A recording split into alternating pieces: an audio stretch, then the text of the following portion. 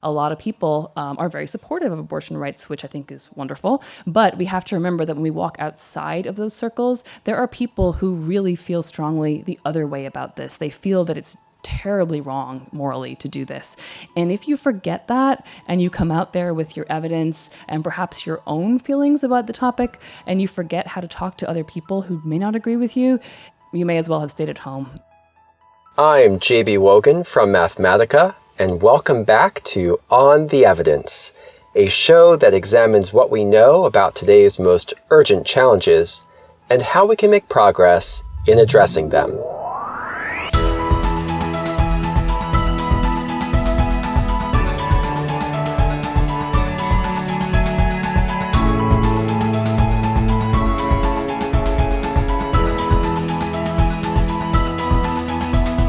On this episode, we're going to hear from Abigail Aiken, this year's winner of the David N. Kershaw Award and Prize, which is awarded to scholars under 40 whose contributions to research-based knowledge have advanced the design, implementation, and evaluation of public policies. Longtime listeners may remember our past interviews with the last two winners of the Kershaw Award, Sonia Carley and Kirabo Jackson. Abigail is the 22nd recipient of the prize. The award is named after Mathematica's first president, David N. Kershaw, who also helped establish the Association for Public Policy Analysis and Management, otherwise known as APAM. The award and prize are made possible by a memorial endowment established in Kershaw's honor after his death from cancer at the age of 37. I met Abigail in November at the APAM Fall Research Conference in Washington, D.C., where she received her award. Though she is originally from Northern Ireland, she is now based out of Austin, Texas, at the Lyndon B. Johnson School of Public Affairs, and her research focuses on reproductive health with an emphasis on understanding the use of self-managed abortion through telemedicine. We're going to break this episode into two parts. Part 1, which you're listening to right now, will be Abigail's formal address at APAM about her journey as a researcher in the area of evidence-based reproductive health policy.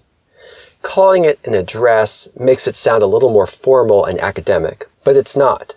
It's mostly the story of how Abigail became a researcher interested in self-managed abortions through telemedicine, punctuated by surprising data-driven insights and the ways in which those insights have influenced abortion policy in her native Ireland, the United States, and Latin America. Part 2 is mainly my interview with Abigail, along with some of her answers to audience questions that anticipated what I was going to ask her.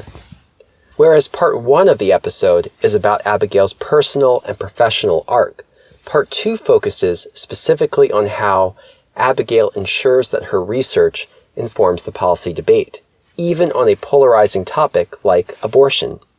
The Mathematica blog that accompanies this episode will include transcripts from both Part 1 and Part 2. We'll include more information about the Kershaw Award, Abigail's work, and our previous podcast interviews with Kershaw Award winners. I hope you find both parts of the episode interesting and useful. When Paul called me to tell me that I was this year's recipient, I was actually in labor. And it was the first time I think that had happened for him. He calls me up and tells me, "I'm delighted to tell you this news. You're the recipient of this year's Kershaw Award." And I was like, "Oh, thanks. I'm having a baby right now." And he said, "Oh, yeah. I mean, no, really, right now." And I considered it a very auspicious sign that everything would go well. And it did. So my 11-week-old is with me here in D.C. I am hoping that I'll be able to make sense for the next 50 minutes. I am a little sleep deprived, so you'll have to excuse me. But yes, so delighted. And I'm so delighted to see people here. I know this topic is one that's really risen to national prominence, but as many of you probably know, it's been around, it's been a big deal, it's been important for quite a long time. And it's lovely to have a platform, I guess, to talk a little bit about it today. I would like to sort of share with you the research journey that kind of brought me here and into the field of public policy. And although my work does focus on several different aspects of reproductive health, today I'm mostly going to be talking about abortion, partly because it's the part of my work that I feel is the most interesting journey. It's not the most methodologically complex of my work, but I think it's the most interesting from a policy angle. A lot of people are very supportive of abortion rights, which I think is wonderful. But we have to remember that when we walk outside of those circles, there are people who really feel strongly the other way about this. They feel that it's terribly wrong morally to do this. And if you forget that and you come out there with your evidence and perhaps your own feelings about the topic, and you forget how to talk to other people who may not agree with you, you may as well have stayed at home. You talk to a brick wall. You have to really try to help yourself to see how other people feel about this, even if it's very different from how you feel or how you think people even should feel. So I'm going to plant that seed in your minds, because when I talk about going to the Irish Parliament, that's something that it was extremely important to remember about. So knowing that people feel really polarized often about this, very strongly in different ways about this, if you feel you have evidence on this topic, what do you do with it and how do you talk about it? To talk about this, I'm going to take us on a little tour and a tale of two settings. First of all, the country where I'm from. I grew up in Northern Ireland. I left there when I was 18 to go to college. And since 1983, there was a constitutional amendment in Ireland, in the south of Ireland, that basically said you have to equate the rights of the pregnant person and the rights of the fetus. You have to make them the same. And you can imagine the bind that that puts doctors in if someone is arriving, for example, in a situation where an abortion would be life-saving for them, but there's a fetal heartbeat. Doctors didn't know how to act. They didn't know what to do. In Northern Ireland, the part where I'm from, the law there was dating from the 1800s, and it was that you were liable for criminal penalties up to life in prison if you procured an abortion in the country of Northern Ireland. So that is where I'm from. I think that's why I've thought a lot about reproductive rights in my lifetime, because I grew up in a country where there were none. And so it is interesting to be now standing here. I live in Texas, and to have seen things moving in a direction so different from where Ireland and Northern Ireland have been going. The Eighth Amendment is that amendment to the Constitution that I told you about. Just to refresh there, you really have to guarantee that you will weigh both lives equally. That was established in 1983 by referendum, and 67% of the population of Ireland voted in support of putting this in the Constitution in 1983. So that's the context of where we're coming from. So if you experienced an unwanted pregnancy in Northern Ireland or Ireland, you had a couple of options. You could remain pregnant. And, the total fertility rates are higher in Ireland, not only because of this, but I think that's part of the story. You could travel. You could get yourself to a clinic in England, Wales, or Scotland, but those would be a flight or a ferry ride away. You have to cross the sea to get away from the island of Ireland. You'd have to stay overnight, and your costs would not be covered. If this is sounding familiar to anybody who, like me, lives in a state where you do not currently have the right to end a pregnancy with an abortion, it should feel familiar. But there's also another way that people often will seek when they cannot access a clinic, mostly due to abortion laws. And that's find a way to have an abortion outside the formal healthcare setting, i.e. to self-manage your abortion. And I'll talk about what that means shortly, but just to give you the legal context, in Ireland and Northern Ireland, that would be criminalized behavior. You could be sent to jail for that. In Northern Ireland, as I said, life in prison was what's on the books for that. No one's ever in recent memory been subject to such a extreme punishment, but you would be brought into the courts and you would potentially be prosecuted. So a self-managed abortion is one that takes place outside the formal healthcare setting. It could be anything. It could be herbs, it could be teas, it could be self-harm. But it could also be abortion pills. And that is something that really has changed in character about what a self-managed abortion in 2022 means, as opposed to in, say, 1970, 1960, the sort of pre-Roe times, if we think about the US context. But it could really mean any way that someone can end a pregnancy on their own without engaging in the formal healthcare setting.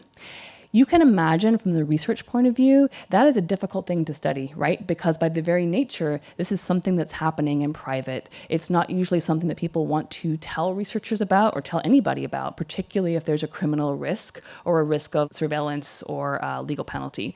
So part of the challenge to trying to figure out what are the impacts of these laws is to try to figure out what are the impacts on the self-managed abortion.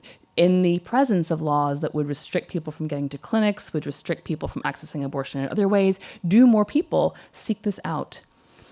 So part of what I'm going to talk about today is the challenge of doing that kind of research, because even if you were to launch a survey, you can imagine how do you get it to the right people? And then how do you get them to want to answer that question, right? There's risk to it.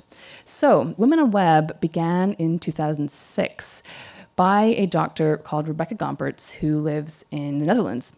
And she was a Greenpeace doctor. And so she'd been on ships all around the world.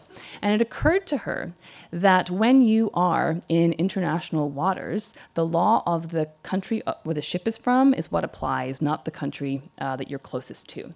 So she took a boat and she sailed to Ireland. And I remember this because I was a teenager there at the time.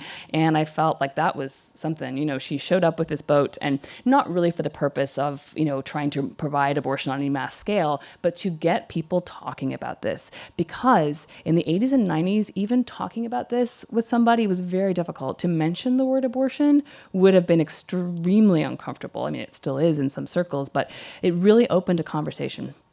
And later, in about 2006, she realized that she could reach a lot more people with an online service. Rather than taking a boat around the world trying to help people get onto this boat, you could actually take advantage of the internet and you could have people contact you that way. So Women on Web is an organization that provides abortion pills, mifepristone, that round tablet, and misoprostol, those little hexagonal tablets, around the world in countries where safe abortion is not legally available or is restricted.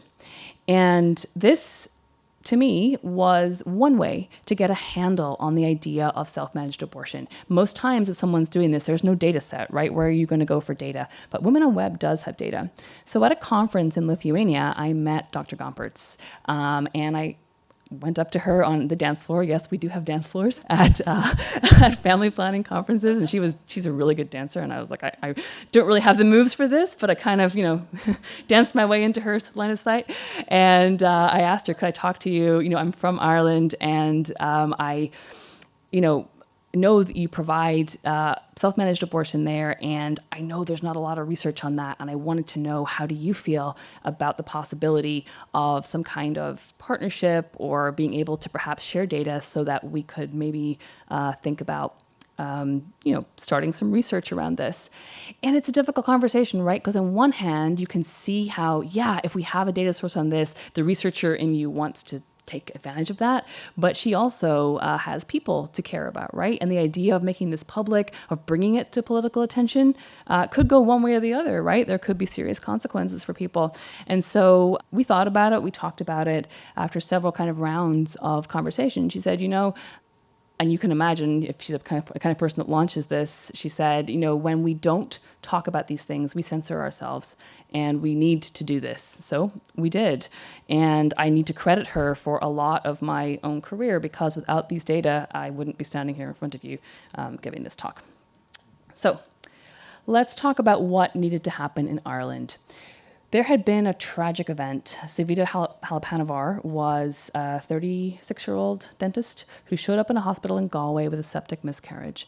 She would not survive this unless abortion care was provided, but the doctors in the hospital could hear a fetal heartbeat. And because of the Eighth Amendment that said they had to value both lives equally, they felt they couldn't act without the possibility of criminal punishment.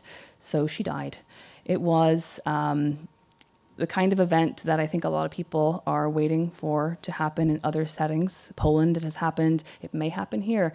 It was completely unnecessary, of course, and it opened up a conversation. People in Ireland could not accept this, and they began to talk about it. So when that happened, seeing the trajectory of this as a researcher, trying to think about what kind of evidence might we need if this becomes a bigger conversation, because people on the ground were talking about this, activists and advocates, but also the news, people, just out there saying this shouldn't happen in our country.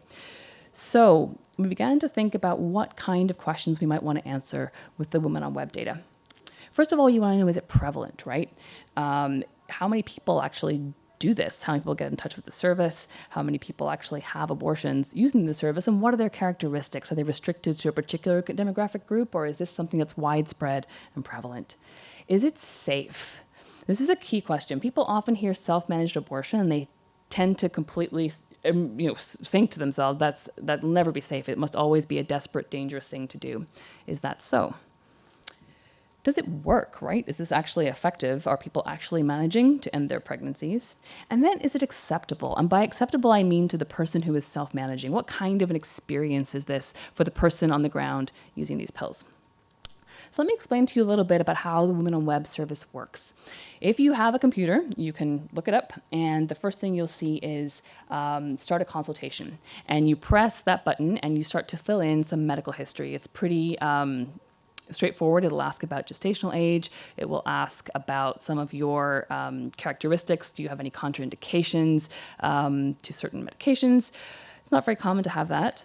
And then when you fill that out, the service will get in touch with you and say, can you make a donation? They're a nonprofit, so they have a suggested amount you can donate. But if you can't afford that, they will do a sliding fee scale, or if you can't afford anything, they will still try to provide the pills to you.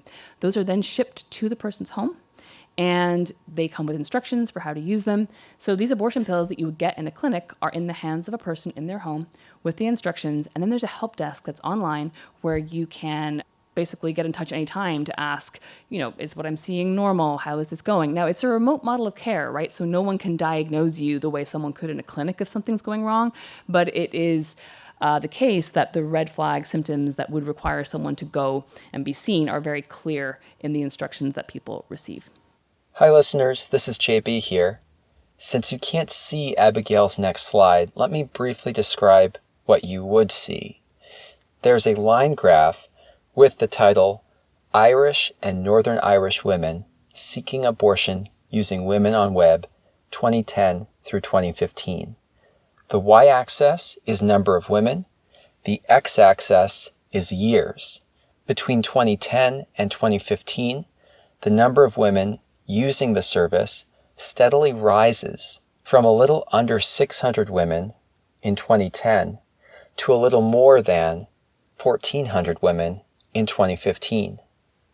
At the same time, travel to the mainland, to England, Scotland, Ireland, was decreasing. Now, you can't obviously put that together and just say that one was making up for the other, and there were absolutely certainly people remaining pregnant when they, I'm sure, did not want to be, but the overall trend of this is upwards, and it's not a trivial number of people, right? We're not talking about a country the size of the US here. We're talking about 5 women a day, or 5 people a day in Ireland and Northern Ireland, getting in touch with the service looking for abortion pills. That's quite a lot over time. Basically, the key outcome is someone still pregnant after using these pills because they took them so they wouldn't be. The vast majority, 99.2% of people, were no longer pregnant. And what we call a complete or successful medication abortion is one where the pregnancy is ended using the pills alone, that you would not need to go to a clinician to have an in-person procedure to help empty the uterus. When you subtract the people who said, yeah, I had to go and get an intervention, you're at about 95% of people having a successful or complete medication abortion. Now, that is on par with what we see in studies in the clinic. And in some ways, it's perhaps not surprising. It's the same pills, the same dose, the same instructions. The difference is you're not in the presence, a physical presence of a provider, and you may not have had an ultrasound. There's a lot of debate in the medical community about whether you need an ultrasound before an abortion. The FDA now says, no, you don't, because of some of the research that folks in my field and our group as well have done to say that, look, you seem to get the same success rates whether or not someone has an ultrasound to date their pregnancy. Most of the time, people can do that using their last menstrual period date. So it's effective. Is it safe? This is another big question, right? Hi listeners, pardon the interruption. This is JB again. Abigail is about to discuss some information the audience could see in her slide. So let me describe that for you. It's a table listing results on the safety of using self-managed abortions through Women on Web. In red at the bottom is the figure 3.1%, which is the share of women with an adverse event. As a reminder, that's 3.1% out of 1,000 pregnant women who used Women on Web.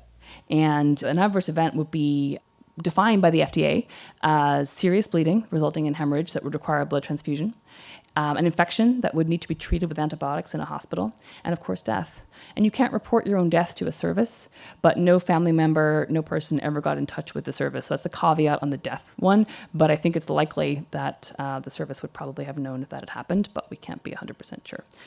However, with that assumption, only 3% of people reported receiving any of these treatments. Now, the antibiotics, we cannot say whether that was IV or oral, right? So there are some limitations to this, and the 3.1 is probably an overcount for that reason, because people may just have shown up. And oftentimes, if providers are not used to seeing patients post-abortion, they will give things just out of an abundance of caution.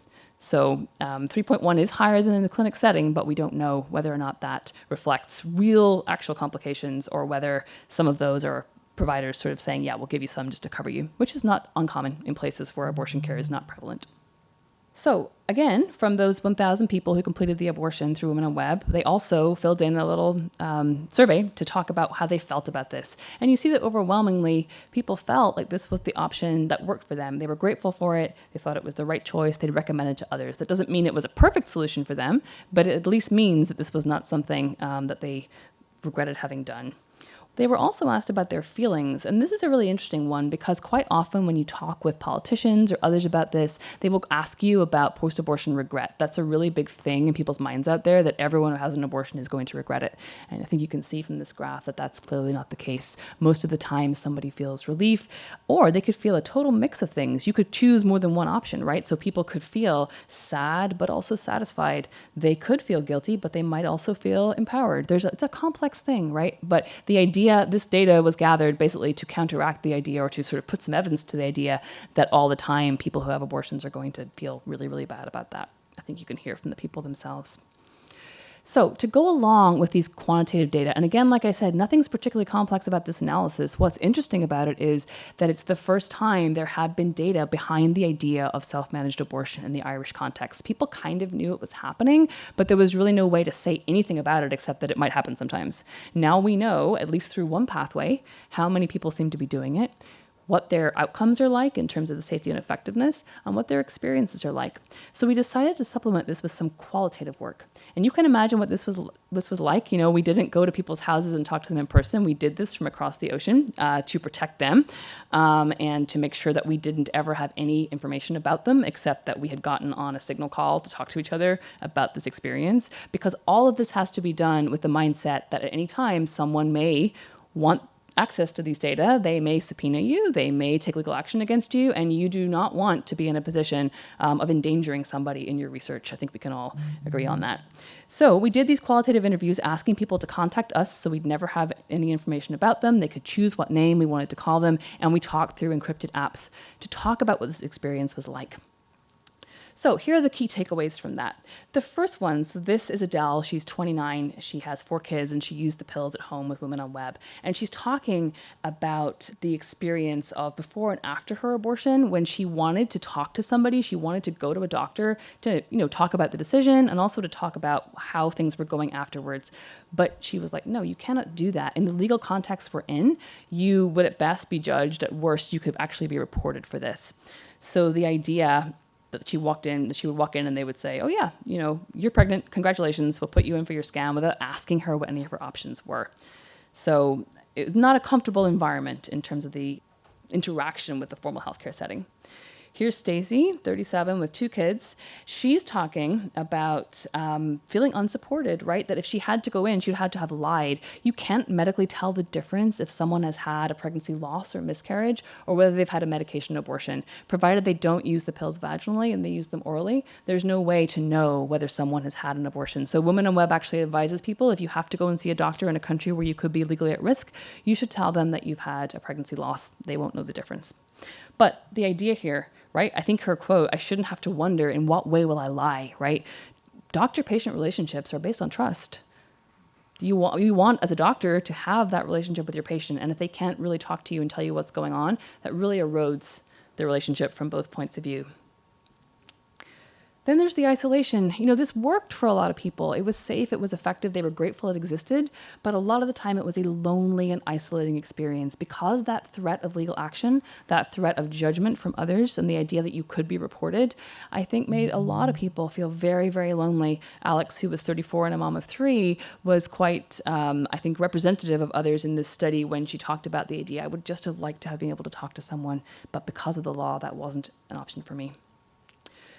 This is a sad one. I mean, they're all sad, but this is particularly sad. This is Frankie, 35 and a mom of 4, and she's Googling ways to try to figure out how to end a pregnancy before she found Women on Web. And she's talking about this. She's saying if when you're desperate and your support system is non-existent, you may do desperate things. And of course, those things are not going to work. They may harm her, actually. And before she found the option of Women on Web, this is what she was doing. This was not uncommon. Okay, the interviews were not representative, of course, of any wider sample, but there were 80 of them. And most people had tried something else before they found Women on Web, and usually something that was not going to work and was potentially harmful for them. Rebecca, another 39-year-old mother of 2, she's talking about reading pregnancy sites to see what you shouldn't do to find a way to end her pregnancy. And you'll notice that, interestingly, a lot of the folks who contact the service, and indeed a lot of folks who have abortions, are moms. They are people who know what it is to be pregnant, perhaps to go through childbirth, perhaps to have children, depending on the outcome of that pregnancy. A lot of the time, these are people with children. They know what abortion is. And I think a lot of times when you talk to politicians, there's a sense that people don't know what they're getting themselves into. Anyone else who's a mom in the room will know you do. So, key findings. Medication self-management is common. Up to 5 people, on average, 5 people a day are doing this, and often saying, I don't want to travel, I have no way to travel, I can't get out of the country, either because of money, because of privacy, because I don't want to. So I contacted Women on Web. And of course, that's only one way of doing this. There may be other ways people are finding that we can't count. It's medically safe and effective, but it's also an experience that's really fraught for most people. The fear, the isolation, the disconnect from the formal setting when you feel like you wanted either pre-care or aftercare. And that people may try these unsafe methods when they're looking for other options. So the law is not totally effective. There are for sure, I haven't interviewed them, but I'm certain there are people in Ireland who've remained pregnant when they don't want to be. But if the goal of that amendment is to stop all abortions, guess what? It has not. It is not working. Abortions are happening in the island of Ireland. And more than that, the current law negatively affects the physical and mental health of the people who are looking for abortion because they're stressed, they're lonely, they're isolated, and they may be trying things that are not safe for them in the meantime. So, the process around the law change in Ireland in 2018 is so interesting that I have to take a moment to share it with you because it's so different from what we do here. What they decided to do was call a citizens' assembly. And a citizens' assembly is where they reach out to 100 people across the island and they say, are you willing to come to a location for 4 weekends throughout a 4-month period and hear about an issue, really get educated on it, not from advocates or activists, not even from researchers most of the time, sometimes, but just to hear people talk about the issue, whatever it is that's on the ballot. That's what a citizens' assembly is. So they're selected at random. They are people who might have had abortions, people who might never have thought about abortion. Ireland has a lot of farmers, a lot of sheep farmers were there. There were teachers, there were doctors, there were lawyers, there were all kinds of people in this room together. And they have to talk about the issue and come up with a set of recommendations for the parliament. And this happens when something's a really big issue. And this was thought to be that way. So Citizens Assembly was called. And this here is Judge Mary Lafoy. She was the chairwoman. And she said, the Citizens Assembly has asked politicians to examine the increasing use of abortion pills. Now, if you're a researcher who's researching this, you're thinking, okay, I have something to say about this. I wonder if I can get in on that conversation. And I can really take no credit for that, but I was in the right place at the right time.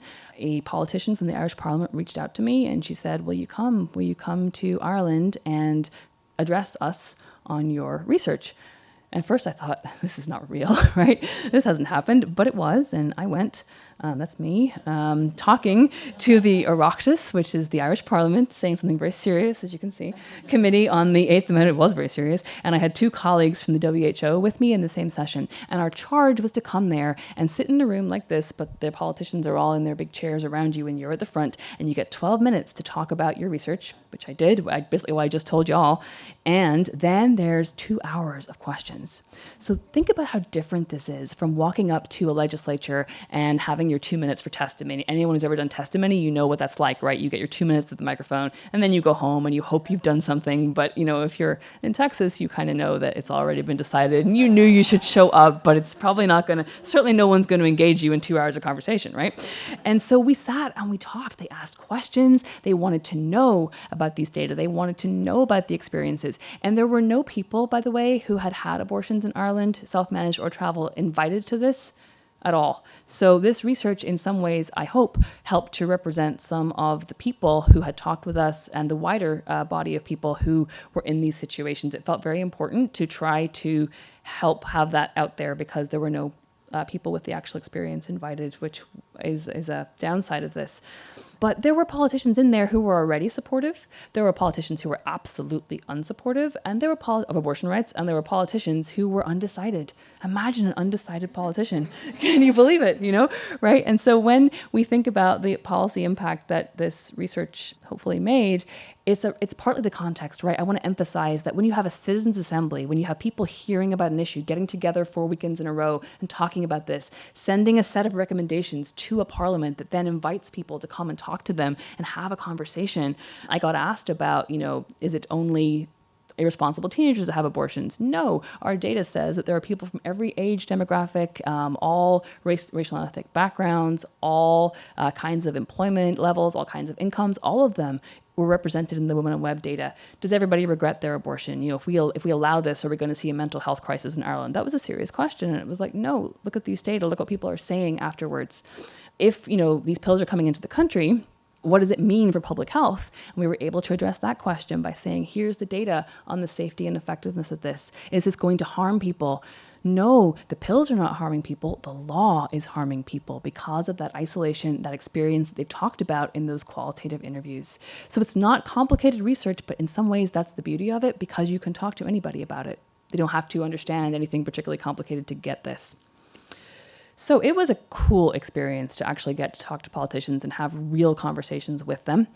And in the end, they recommended legalizing abortion up to 12 weeks, which is on par with most European countries, with the exception of England, which has a later gestational limit, but with exceptions thereafter. So, a person who's super supportive of abortion rights writ large would not, think this was the best outcome. But at the same time, from the amendment you saw to this is quite a big change. To think that you were able to bring some evidence to talk and have, dialogue and be able to come to some place of, okay, we see this is happening for even the politicians that were on the side of, look, this is really immoral and we want to keep this out of Ireland. The swaying point there was the idea that, yes, I appreciate that, but you're not. Right? You have to really face the music on this and see the practical, pragmatic reality that people are going to make their own decisions about this, and they are, right? You have 5 abortions happening in Ireland every day on average. So if you really want to keep abortion out of Ireland, this is not the way to go about it. It's debatable whether you should even want to do that, but that's not my business. That's yours. That's your own idea. But you're not doing it. That's the point. So it was very interesting. And I take heart in this because, again, like I said, it's not the conversation I tend to have here. So let's move to that. Let's look at the United States. Here we are. And we've just seen the Dobbs decision, the overturn of Roe. We saw States Act immediately, right? We saw trigger bans come into effect. We saw reliance on laws that were passed pre-Roe to outlaw abortion completely.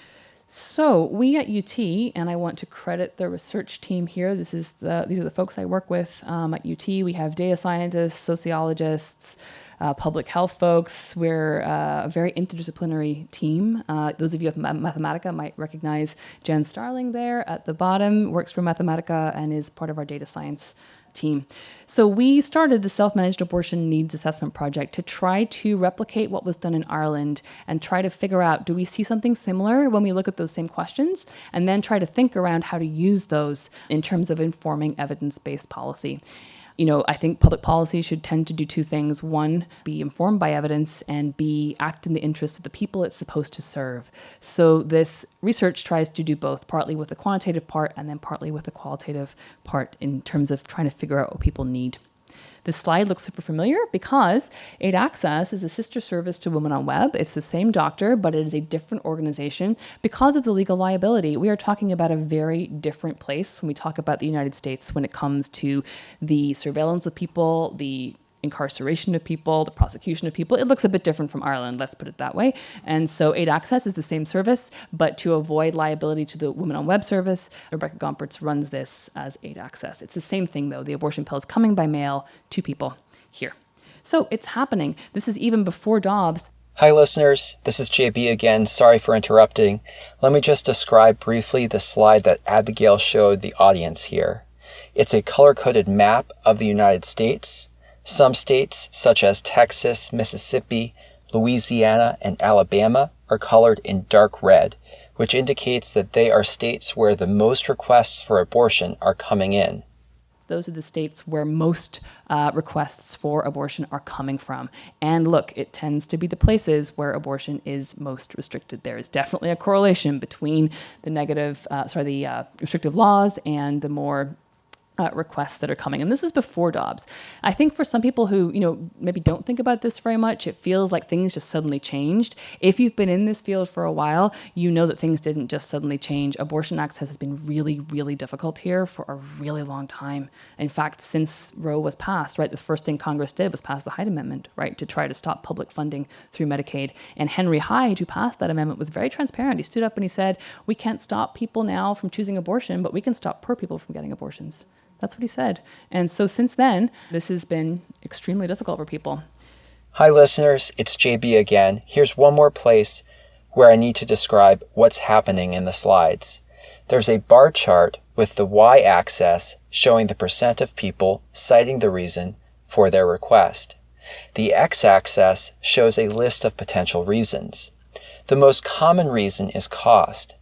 In other words, they cannot afford an abortion in a clinic.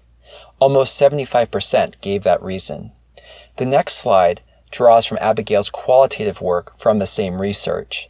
The slide shows a quote from a woman named Kendra, who is 29, who tried several methods of self-managed abortion before turning to telemedicine through Women on Web. The quote mentions drinking an herb thought to cause abortions and punching herself in the stomach. Again, a really, really sad quote to read, but so important to see because although I don't think we're going back to the pre-Roe days of emergency rooms filled with people suffering from infections from abortions that were not properly carried out, that is not to say we won't see some people in these situations, and it's important for us and for politicians to know that.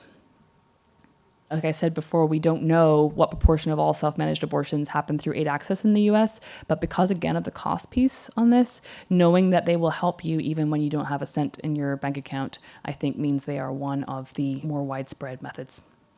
So, I wanted to show you that on the background of very restricted access, before Dobbs and post-Dobbs, every time we see a state or several states act with what I would call a policy shock, right, to try to restrict abortion, we see a jump in requests to Aid Access. And it's too much of a trend now. It's not causal inference, I know that, but at the same time, we see it every single time this happens. So you look at Texas' executive order, Governor Abbott, back when COVID first appeared on the scene, March 2020, he used that to say abortion's a non-essential medical procedure. We were without abortion care for 4 weeks in Texas. Then we had Texas Senate Bill 8, the 6-week ban, which is once you have cardiac activity detected in the fetus, you can no longer have an abortion. And then post-Roe or post-Dobbs, abortion bans in 12 states. Hi listeners, it's JB again. I'm going to describe briefly what Abigail shows in her slides here. There's a line graph showing that requests to Aid Access doubled after the Texas governor's executive order. On the following slide, she shows that in the 4-week period after Texas Senate Bill 8 went into effect, requests for services were triple what we would have expected. And then after the U.S. Supreme Court's Dobbs decision, requests for Aid Access increased by 160%. So you can see people were already doing this, of course, post-Dobbs, but it has increased. And when people were asked about the reasons why they made the requests, in these states, they were saying it's because these laws have just been passed. I no longer can get to a clinic. In other states, we also saw an uptick, which was very interesting. And those people were saying, this is something I actually prefer to do. I prefer the comfort. I prefer the privacy, even in the absence of a ban. And I think that's really interesting because one of the unintended consequences, I would say, of abortion bans is that it actually gets people talking about self-managed abortion. You all may have heard about it, perhaps even before this talk, because since Dobbs was handed down, the media has been talking about it. There's been Reddit forums about it. There's been a spotlight kind of shone on this in a way that I'm sure was not intended by the folks who wanted this decision in place. And so you have people now who are saying, hey, this is safe, it's effective. In some states, you can get telehealth abortion within the formal healthcare setting. Why can't we have it in Texas? Why can't we have it in other states as well? So I think people are beginning to realize that too. So I'm at the end now, and I wanted to talk a little bit about how to use this evidence in a post-Roe world. Disclaimer, I don't have the answer to this. I'm thinking about it. If you have thoughts, I'd love to hear about them. But I think, again, there are some bottom lines here, which is that pragmatic place that a lot of the Irish politicians managed to get themselves to understand that we've seen it time again. You can look outside the US in other contexts. You can look at the pre-Roe days. You can look at the data I just showed you. Restricting or outlawing abortion doesn't reduce the need for abortion. It doesn't just make abortion magically go away. So what you're going to have is some people remaining pregnant when they don't want to be, a public health crisis you could argue in its own right. But then the idea that it doesn't even prevent all abortions. So if the goal is a total ban, it's not going to work. I think we know this. We've seen it, but here's the evidence for it. And, while we're not necessarily going back to pre-Roe times, you can see that even medically safe self-managed abortion can be legally risky, it can be fraught, and it can be very isolating because of total abortion bans in the law. It also won't work for everyone, right? We know that there are people who will be over the gestational limit and people who, again, as I say, will remain pregnant. So this is not new, right? We've seen this in Ireland. We see it here too. How to talk about this is very, very difficult because partly you don't have the benefit of a citizens' assembly. You don't have this, for the most part, in the hands or in the decision trees of people out there. It tends to be politicians who represent, if you don't vote in primaries, please vote in primaries, representing about 3% of the people who actually, live in a state or a place. And you see that when it does go to referendum, like in Kansas, for example, it was on the ballot in a couple of states this past midterm election, people tend to oppose total abortion bans. And oftentimes people who even feel quite personally conflicted about abortion oppose total abortion bans because they know what I just told you. And they also perhaps don't believe it's their they don't need to be anyone else's decision. But in the absence of all of that political structure, what can you do if you have evidence that no one wants to hear? Well, you can try to get it out there into the conversation. You can talk to journalists. I spend a lot of time doing that. It doesn't always go perfectly. Anyone who's ever talked to the media knows you don't have full control over what happens, and you certainly don't get to write the headlines. But at the same time, you can try. You can try to get that message out there, try to get your research linked so that people can see it and become well-informed, even in the absence of a citizens' assembly to help them with that. They can perhaps pick it up in some outlet and read about it. You can try to form partnerships. Hi listeners, it's JB again. What you would see on the slide is a series of screenshots showing different ways Abigail's research on self-managed abortions has been cited by the media and in official government documents, such as an amicus brief that went to the Supreme Court. So a lot of this is kind of hawking your research around, trying to see who wants to listen to you. And then there's Redditors. If anyone goes on Reddit, you'll see these forums where people are talking about this. Trying just to get your research into the public conversation is really the goal for our team right now.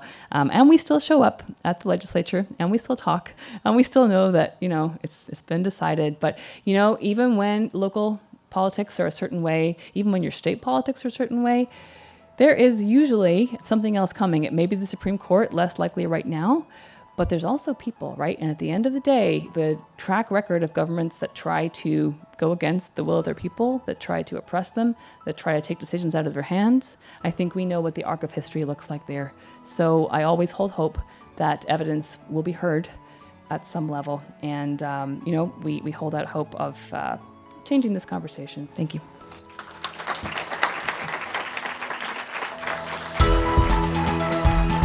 Thanks for listening to part 1 of our 2-part episode about Abigail Aiken, the 22nd winner of the David N. Kershaw Award and Prize. My Mathematica colleague, Rick Stoddard, produced this episode. We're indebted to the Association for Public Policy Analysis and Management for helping us record Abigail's address at the association's Fall Research Conference. Part 2 of this episode, which features my interview with Abigail, is also available now. You can find it on your favorite podcasting app or the blog associated with this episode at mathematica.org. To stay up to date on future episodes of On the Evidence, the Mathematica podcast, subscribe wherever you listen to podcasts, or follow us on Twitter. I'm at JB Wogan. Mathematica is at Mathematica Now.